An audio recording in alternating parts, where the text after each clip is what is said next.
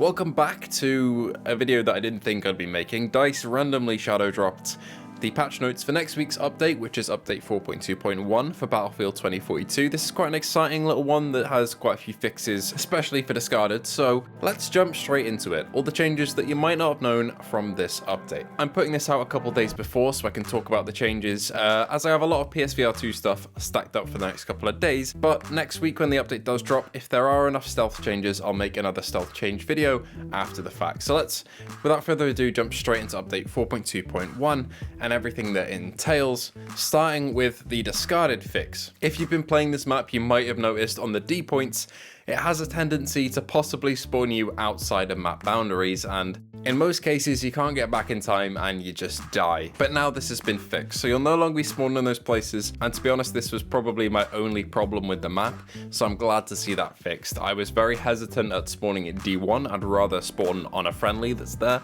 because of that chance of being spawned out in the middle of no man's land. Next up, we have a load of collection and customization improvements, as although they just implemented their new changes, there were a few bugs that came with it. And with the first fix, we have the attachment stats for ammo and rate of fire fields when equipped onto the first slot of the plus menu used to be incorrect sometimes, and now that's been sorted, so everything's going to be accurate there. Sometimes the incorrect attachment was even shown on that plus system menu, and now that's been sorted too. Sometimes the replace button would also overlap the actual class text on the class's customization screen. I saw this a couple times myself. The UI, even though it does look better, overlaps and seems like a little bit of testing was maybe avoided there, or not done enough. I have no idea what's happened behind the scenes, but clearly there are a few things to iron out, and luckily they've pretty much all been sorted by update 4.2.1, or at least they should be when it drops. We've got a couple of different gameplay improvements, starting with one that seems a little small but actually is pretty damn good, and that is that when you're falling while you're ADSing, when you hit that ground, your character's going to be pulled down a bit by, the impact of the fall. Now, this is all fine and good, but previously that fall and that impact and pulling down on your screen was far too significant. It really threw off your aim, and you're supposed to get a penalty for these, high risk movements that might leave you exposed, but it was just way too much. And now that's being brought down so that your camera won't be pulled down as far as it used to, which is a massive plus. This was very frustrating.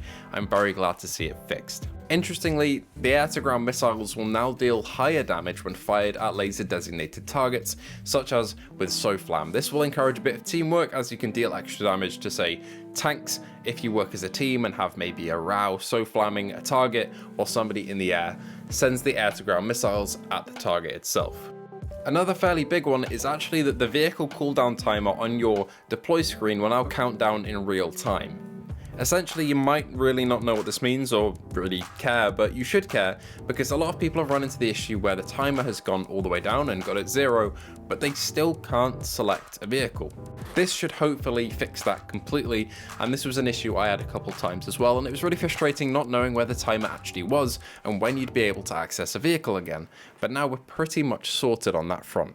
A much needed fix to the end of round screen has also come in, as the marksman kill stats that displayed at the end of the round showing the longest marksman skill used to calculate all of your marksman skills and combine that total into one massive number and display that as your longest kills, resulting in some really funny outcomes with around 12,000 meter snipes, which are actually impossible on 2042 from some people. This is now completely fixed so that your longest snipe will be displayed, and it will no longer be your massive total of all the snipes that you've made in that match. Thank God.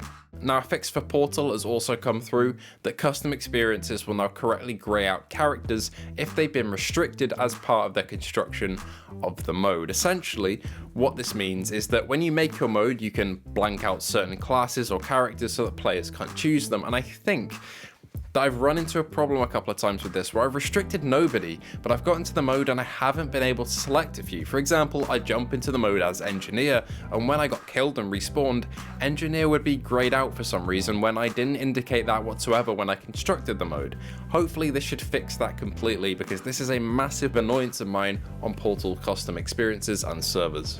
This next change doesn't affect me at all because I'm not on last gen, but if you are on last gen and using the MTAR21, the recoil animation was pretty broken apparently, and now that has been fixed, so you should get correct recoil patterns and animations on last gen with that one. Interestingly, we've also seemingly got another nerf to transport helos, as explosive damage will now be applied towards them, alongside the impact of the projectile itself.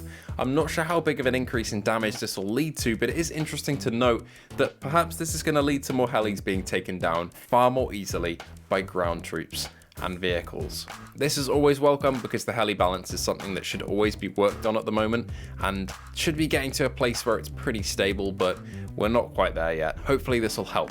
Now finally for these notes, we have an issue that Dozer was able to climb down ladders and then start skywalking. This was actually an issue at launch, I think, and if you swap to your shield while on a ladder, you'd go flying across the map and be able to kind of fly around everywhere. I think this is a slight variant of that, just not as extreme, but now that's sorted, so no more skywalking for Dozer. There was also a visual issue where some grenades clipped through Dozer's shield instead of bouncing off, which should now be sorted.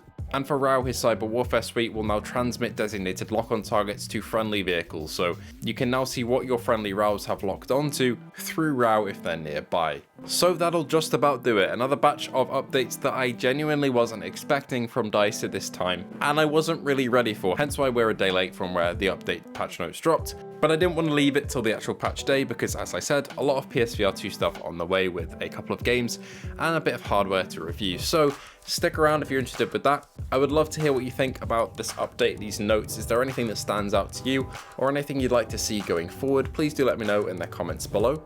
If you'd like to come and talk to me or anybody else that does love this game, head over to the NoSalt Discord. The link is in the description. And as always, thank you all for watching. If you did enjoy, feel free to like and subscribe. It's free and it helps me out more than you know. And I hope to see you in the next video.